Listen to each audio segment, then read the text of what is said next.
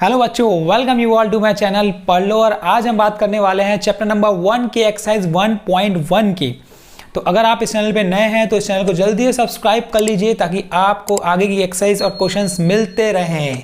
चलिए question number 1 की बात करते हैं। Is 0 a rational number? Can you write it in the form p by q where p and q are integers and q not equal to 0? Question में बोल रहा है कि 0 रैशनल नंबर है क्या। अगर ये पूछ रहा है हमें कि 0 रैशनल नंबर है क्या। अच्छा, किसी भी अगर रैशनल नंबर की हम बात करते हैं तो रैशनल नंबर का जो फॉर्म होता है, जैसे कि मैंने आपको बताया कि वो होता है p by q where q not equal to 0। तो कोई भी रैशनल नंबर का अगर फॉर्म की बात करेंगे तो रैशनल नंबर का फॉर्म होता है हमारा p by q where q not equal to 0, तभी वो क्या कहलाएगा, रैशनल नंबर कहलाएगा। लेकिन अगर यहां पे अगर 0 है, बात को समझो, अगर सिंगल 0 है तो मैं क्या कर सकता हूं, इसके नीचे अपॉन में 1 लिख सकता हूं। सिंपल सी बात है ना, कोई भी अगर सिंगल नंबर है तो उसके अपॉन में आप क्या कर सकते हो, 1 लिख सकते हो, क्योंकि मतलब वही होता है उसका। तो जब डिनोमिनेटर में 1 लिख लिए तो अब ये किस फॉर्म में आ गया, ये आ गया मेरा p बाय q के फॉर्म में। यहां भी दिख रहा है मुझे जो p है मतलब q है मतलब 1, वो नॉट इक्वल टू 0 है। तो ये भी मेरी कंडीशन सेटिस्फाई कर लिया, q नॉट इक्वल टू 0।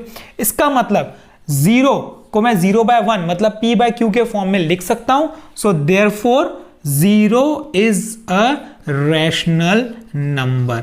बस ये रीजन आपको देना है, डेट्स ऑल, और कुछ भी नहीं करना है इस क्वेश्चन में। तो ये क्वेश्चन नंबर 1 था, बहुत ही सिंपल क्वेश्चन था।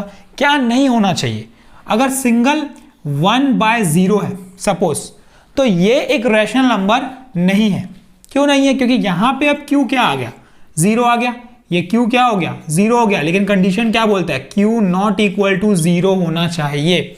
लेकिन यहां पे q क्या आ गया, 0 आ गया। तो इसको हम क्या बोलेंगे, इसको हम बोलेंगे नॉट डिफाइंड, क्योंकि ये पॉसिबल नहीं है।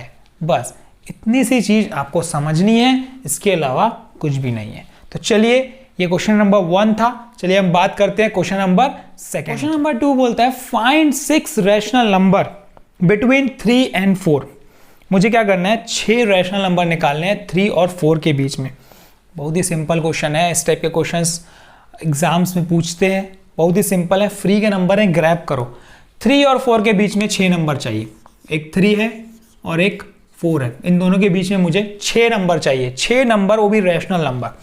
तो कभी भी ऐसा क्वेश्चन आता है 6 रैशनल नंबर बोलेगा, चाहे 7 बोलेगा या 2 बोलेगा या 3 बोलेगा, एक ही कॉन्सेप्ट अपनाना है जो मैं आपको बता रहा हूं, वही कॉन्सेप्ट यूज करो और आंसर लाओ। करना सिर्फ इतना है, जितने भी रैशनल नंबर आपको बोलेगा निकालने, उसमें क्या करो, 1 ऐड करो। जैसे कि इसमें 6 रैशनल नंबर बोला है तो मैं करूंगा 6 + 1 करूंगा, डेट इज 7। अब मैं क्या करूंगा, यही 7 को ये नंबर में, कौन से नंबर है, एक 3 है और एक 4 है, इन दोनों नंबर में मैं क्या करूंगा, मल्टीप्लाई करूंगा ऊपर और नीचे। अच्छा, इसको मैं 3 बाय 1 लिख सकता हूं, इसको मैं 4 बाय 1 लिख सकता हूं, जैसे कि मैंने आपको बताया। अब मैं क्या करूंगा, इसमें भी 7 बाय 7 मल्टीप्लाई करूंगा मैं, और इसमें भी 7 बाय 7 मल्टीप्लाई करूंगा मैं। तो जैसे इसमें 7 बाय 7 मल्टीप्लाई किया तो ये क्या बन गया, ये बन गया 21 बाय 7, और इसमें जैसे ही मल्टीप्लाई किया तो क्या बन गया, ये 28 बाय 7। अब अगर आप ध्यान दोगे तो डिनोमिनेटर दोनों का क्या हो गया, सिमिलर हो गया। अब डिनोमिनेटर सेम हो चुका है।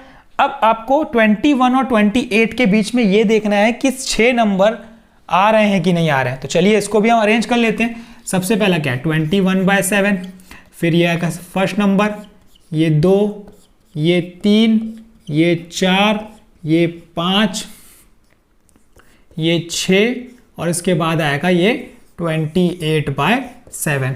तो चलिए देख लेते हैं इनके बीच का। 21 के बाद क्या आएगा, 22, 23, 24, 25, 26 और ये 27। कितने नंबर हुए, 1 2 3 4 5 6, आ गए 6 नंबर। सिंपल सा कॉन्सेप्ट है, यही करना है। अब आप बोलोगे 21 बाय 7 और 28 बाय 7 के बीच की बात है ये, तो जब आप इसको 21 बाय 7 को कट करोगे, सिंप्लीफाई करोगे, तो ये क्या बनेगा, 7 1 जा, 7 3 जा, ये 3 आ गया। और जैसे ही इसको कट करोगे तो क्या होगा, ये 4 आ गया। तो अब जो वैल्यू आ रही है वो क्या आ रही है, 3 और 4 के बीच की वैल्यू आ रही है। तो इसी को हम बोलते हैं 21 बाय 7 का मतलब 3 है और 28 बाय 7 का मतलब 4 ही है। तो अब ये 6 रैशनल नंबर आपने निकाल लिया, 21 बाय 7 और 28 बाय 7 के बीच में, मतलब 3 और 4 के बीच में। बहुत ही सिंपल कॉन्सेप्ट है, एक बार मैं फिर से रिमाइंड करा देता हूं। कुछ नहीं करना है, जितने भी रैशनल नंबर निकालने बोलेगा उसमें एक ऐड करो और उसी नंबर को ऊपर और नीचे डिनोमिनेटर में और न्यूमरेटर में मल्टीप्लाई कर दो, और उनके बीच में डिनोमिनेटर अगर सेम हो जाता है, कंडीशन देखो, डिनोमिनेटर को सेम करना है, डिनोमिनेटर अगर सेम हो जाता है तो उसके बाद उनके बीच की वैल्यू, जो न्यूमरेटर के बीच की वैल्यू होगी, उनको लिख दो। तो ये आपके आ जाएंगे रैशनल नंबर, जितने भी बोलेगा निकालने। अब ऐसे ही मैं 6 रैशनल नंबर बोल दिया, 7 बोल दिया, 10 बोल दिया, 15 बोल दिया, 18 बोल दिया, 100 बोल दिया, जितने भी रैशनल नंबर बोल दिया मैं निकाल सकता हूं यही मेथड से, और कुछ भी नहीं। लेकिन कभी भी ऐसा आ गया क्वेश्चन आपके पास कि डिनोमिनेटर सेम नहीं है ना, तब हम क्या करेंगे? तब हमको सबसे पहला स्टेप यही है कि डिनोमिनेटर को सेम बनाना है। डिनोमिनेटर को सेम बनाने के बाद हमें मल्टीप्लाई करना है नंबर को, जो भी आएगा, जितने भी रैशनल नंबर निकालने बोलेगा उसमें एक ऐड करके उसके बाद हमें मल्टीप्लाई करना है। चलिए एक क्वेश्चन आएगा तो मैं बताऊंगा, फिलहाल तो आपको डिनोमिनेटर को सेम करने की जरूरत नहीं क्योंकि ऑलरेडी सेम था। डिनोमिनेटर में इसमें क्या था 1, इसमें डिनोमिनेटर में क्या था 1। तो चलिए हम बात करते हैं क्वेश्चन नंबर 3 की। ये बहुत ही सिंपल एक्सरसाइज है, तो अच्छे से ध्यान दो, सब बन जाएंगे आपसे। Find 5 rational number between 3 and 5 and 4 and 5। अभी मेरे पास 3 and 5 नंबर है एक, और एक 4/5 नंबर है। अब इन दोनों के बीच में मुझे कितने निकालने हैं? 5 रैशनल नंबर निकालने हैं। जैसे कि मैंने आपको बताया, क्या करो, पहला स्टेप 5 + 1 क्या कर दो 6। अब ये 6 आ चुका है। अब इस 6 को क्या करना है आपको? ये देखना है कि डिनोमिनेटर सेम है कि नहीं। सबसे पहला स्टेप तो यही देखना है, डिनोमिनेटर सेम है, कोई दिक्कत नहीं है। अब इसमें 6 ऊपर और 6 नीचे, मतलब न्यूमरेटर डिनोमिनेटर मल्टीप्लाई कर दो, कितना हो जाएगा? ये हो जाएगा 18/30। चलिए कोई बात नहीं। दूसरा नंबर क्या है मेरा? 4/5, इसी में भी सेम 6 मल्टीप्लाई कर दिया हमने ऊपर और नीचे, कितना हो गया? ये 24/30। अब देखो डिनोमिनेटर 30 आ गया। अब 18 और 24 के बीच में 5 रैशनल नंबर मुझे चाहिए। तो पहला नंबर तो मेरा क्या है? 18/30। चलिए मैंने लिख लिया। ये सेकंड नंबर, ये थर्ड नंबर, ये फर्स्ट सेकंड, ये थर्ड नंबर, ये फोर्थ नंबर, ये फिफ्थ नंबर, और ये हमारा क्या था? 30। ये 24/30। अब देख लो 18 और 24 के बीच में तो सिंपल से लिख सकते हो यार आप, इतना तो आपको आता ही है। 19, 20, 21, 22 और 23 कितने हुए?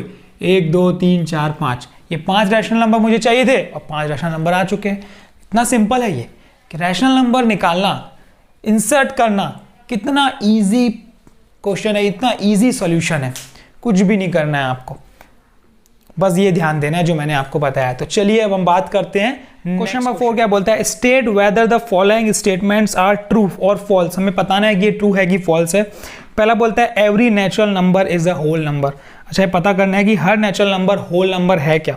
तो पहले तो ये लिख लो कि नेचुरल होता क्या है। नेचुरल होता है हमारा n, स्टार्ट कहाँ से होता है? 1, 2, 3, 4, 5 एंड सो ऑन। उसके बाद मैं बात करता हूँ होल नंबर की, जिसको हम W से नोट करते हैं। 0, 1, 2, 3, 4, 5 एंड सो ऑन। अब अगर आप ध्यान दोगे, अगर मैं बोलूँगा एवरी नेचुरल नंबर, मतलब 1 से स्टार्ट हो रहा है और इन्फिनिटी तक चल रहा है। 1 होल नंबर में बिलोंग कर रहा है, यस कर रहा है, 1 मुझे दिख रहा है इसमें। 2 की बात करेगा तो 2 भी दिख रहा है, 3 की बात करेगा तो 3 भी दिख रहा है। तो मुझे ये दिख रहा है कि नेचुरल नंबर, जितने भी नेचुरल नंबर है उसके कोई भी अगर नंबर मैं उठा लूँ तो वो होल में रहेगा। तो इसका मतलब ये क्या हुआ? ट्रू, ये ट्रू हुआ। Every natural number is a whole number. लेकिन अगर उल्टा मैं बोलता, अगर क्वेश्चन में उल्टा बोलता कि every whole is a natural, तो क्या बोलते? Condition false. क्यों फॉल्स बोलते हो? क्योंकि अगर मैं 0 उठाऊंगा तो 0 नेचुरल है क्या? 0 तो नेचुरल नंबर है ही नहीं। तो इसका मतलब एवरी होल नेचुरल नहीं है, लेकिन एवरी नेचुरल नंबर हमारा होल है। सिंपल सा बात है, कोई दिक्कत नहीं, बहुत ही ईजी बात है। चलिए हम बात करते हैं नेक्स्ट पार्ट के इसके। नेक्स्ट में बोलता है every integer is a whole number. ठीक है, देख लेते हैं एवरी इंटीजर। तो z सबसे पहले मैंने लिख लिया। एवरी इंटीजर मतलब ये माइनस इन्फिनिटी से स्टार्ट हुआ, ये सपोज -3, -2, -1, ये 0, 1, 2, 3 एंड ये सो ऑन। अब बात करता है होल नंबर की, तो ये होल कहाँ से स्टार्ट होगा? 0, 1, 2, 3, 4 एंड सो ऑन।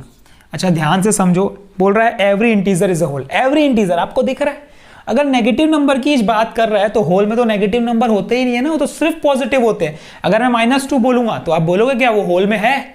नहीं है। अगर -3 बोलूंगा तो नहीं है, -1 बोलूंगा तो नहीं है, सिंपल सा बात है। तो अब एवरी इंटीजर की बात किया तो होल तो है ही नहीं ना, लेकिन every whole is a integer बोलता तो हर होल एक इंटीजर है, 0 भी है, 1 भी है, 2 भी है, 3 भी है, 4 भी है। तो लेकिन इसमें पूछा है कि every integer is a whole, तो कंडीशन क्या हो जाए, तो आंसर क्या हो जाएगा इसका, false. Every integer is not a whole. चलिए हम बात करते हैं नेक्स्ट क्वेश्चन की। Every rational number is a whole number, इसमें बोलता है हर रैशनल नंबर होल नंबर है क्या।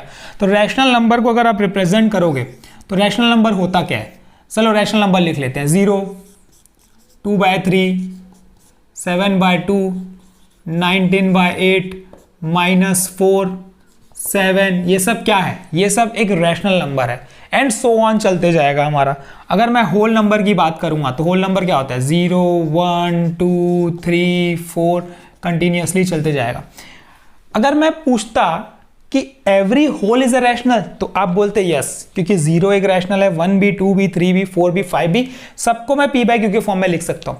लेकिन एवरी रैशनल नंबर की होल की बात करेगा तो हो नहीं सकता, क्योंकि होल जो है वो सिर्फ 0, 1, 2, 3, 4, 5 होता है और रैशनल नंबर जो होता है वो फ्रैक्शंस में होता है, p/q, और नेगेटिव भी हो सकता है, लेकिन होल तो कभी नेगेटिव हो नहीं सकता ना। तो कंडीशन क्या हो जाएगी, ये हो जाएगी हमारी फॉल्स, क्योंकि हर रैशनल नंबर होल नहीं हो सकता। जैसे कि नेगेटिव नंबर तो होल हो ही नहीं सकते, और p/q के फॉर्म में जैसे 7/2 है तो ये 7/2 इसमें नहीं आ सकता, डेसिमल भी नहीं आ सकता, तो इसीलिए ये एवरी रैशनल नंबर होल नहीं हो सकता। तो ये कंडीशन हो गई फॉल्स। तो ये अब हमने कंप्लीट कर ली है एक्सरसाइज 1.1। इस एक्सरसाइज में कोई भी कंफ्यूजन है, इसके पहले की हमने एक वीडियो बना चुकी है, नंबर सिस्टम की बेसिक है वो पूरी लिंक्ड है। ये जो एक्सरसाइज है वो पूरी उससे लिंक्ड है, अगर आप वो कर लोगे तो इसकी जरूरत भी नहीं पड़ेगी, आप ऐसे ही आंसर दे दोगे। तो ये हमने 1.1 कंप्लीट किया है। चलिए, अगर इसमें कोई भी कंफ्यूजन है, कोई भी डाउट है तो हमसे पूछ सकते हैं आप कमेंट सेक्शन में, टेलीग्राम ग्रुप में, मैं लिंक आपको दे दूंगा। और तो कल हम फिर आएंगे नेक्स्ट एक्सरसाइज के साथ, एक्सरसाइज 1.2। तब तक के लिए ऑल द बेस्ट।